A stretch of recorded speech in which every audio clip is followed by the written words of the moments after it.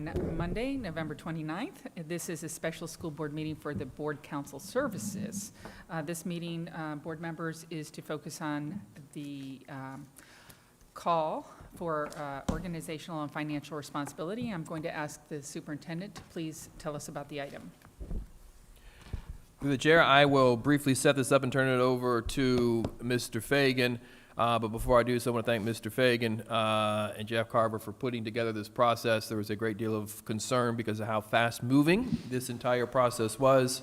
But Mr. Fagan, Mr. Carver led through this process in an absolutely outstanding way, and ultimately leading us to a sad but joyful place where we are saying goodbye to Mr. Gressis and hello to a new law firm, and doing so at a significant time in the history of our school district, but ultimately transitioning in a very, very smooth process. So Mr. Fagan, Mr. Carver, thank you for your leadership through this process and representing our district with a great deal of sense of pride and dignity.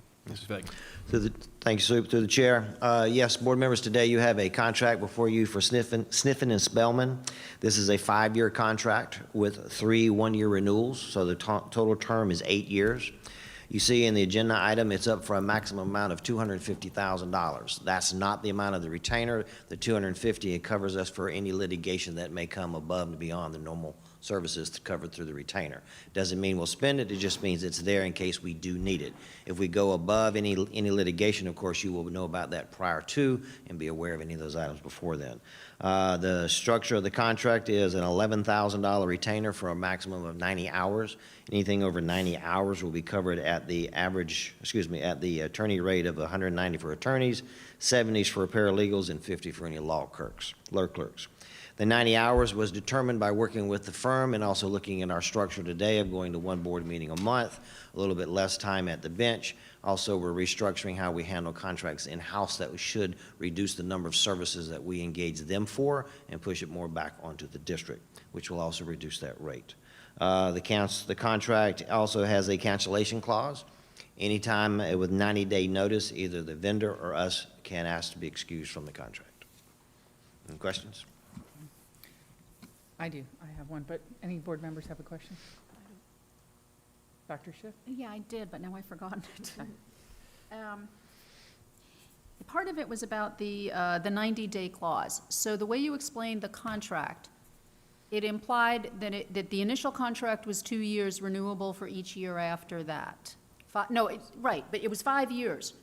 But you said it's renewable annually for the last 3 years.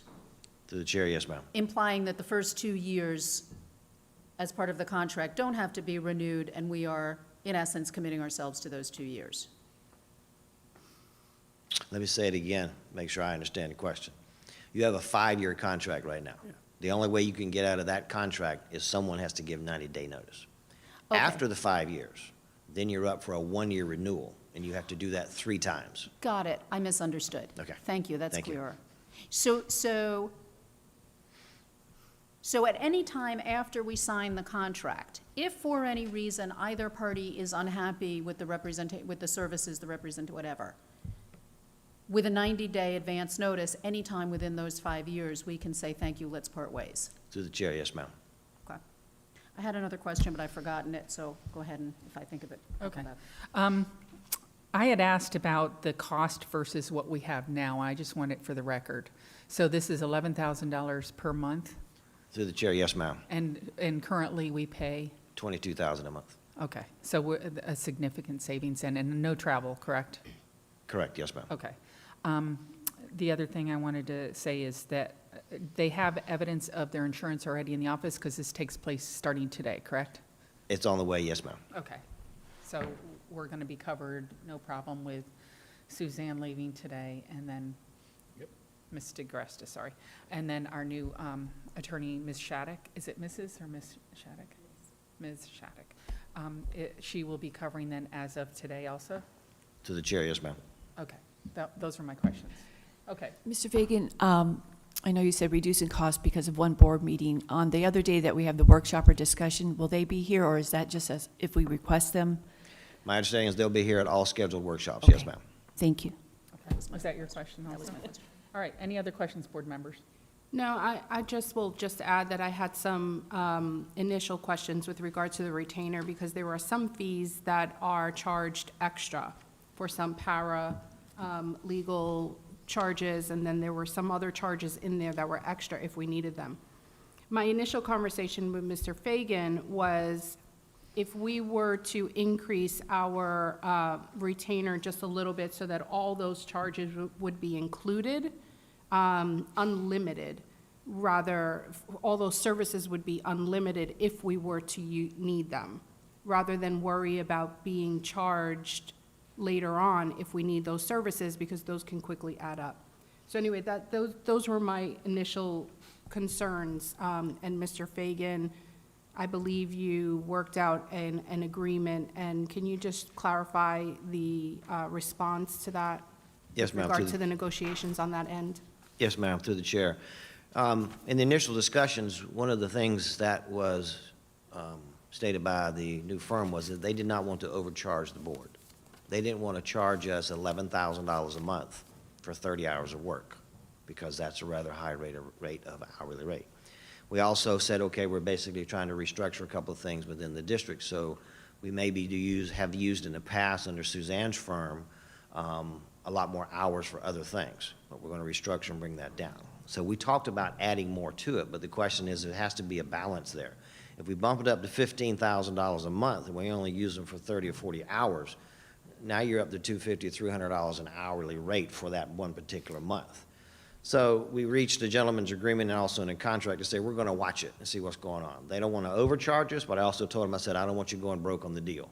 If we're burning up your services, then we want to keep a long-term relationship. We want to pay for what we're getting. So we decided first, it was originally 80 hours, and so we talked about it and said, well, let's go up to 90 hours. Are you comfortable with that? And that basically equates to $122 an hour for that first $11,000. That seemed fair and reasonable. Okay. Any other questions, board Thank you members? for that. All right, so I'd like to call for a motion. Move approval. I'll second. Okay. All those in favor, say aye. Aye. Anyone opposed? It passes 5-0. Okay. Before we adjourn, Superintendent wanted to bring up an item? You wanted to talk about something in the last meeting? No? Okay. I'll bring it up.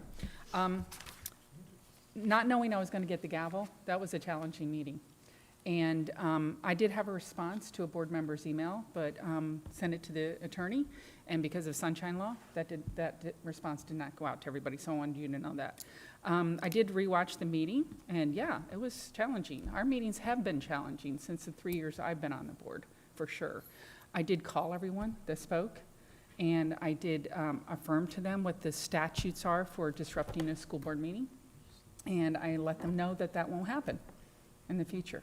So if it does happen, board members, instead of me putting my hand up or asking them to be quiet, I will gavel while you're speaking, even though I didn't want to do that and interrupt somebody, but I will do that. And it's not to interrupt you, it's to stop what's happening.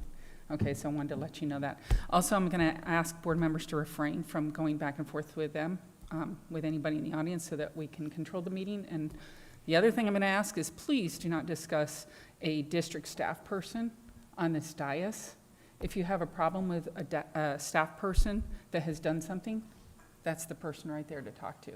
And please do that before the meeting, not on the dais, okay? So we can be professional and appreciate the hard work that our staff is doing, because it's been a challenge lately, always, but it's been a challenge for them. And I think it's appropriate to discuss that with the superintendent, not to the audience on the dais, okay? Thank you, So Ms. you'd appreciate that if you do that. All right, thank you. With that, we'll adjourn the meeting at 9:09.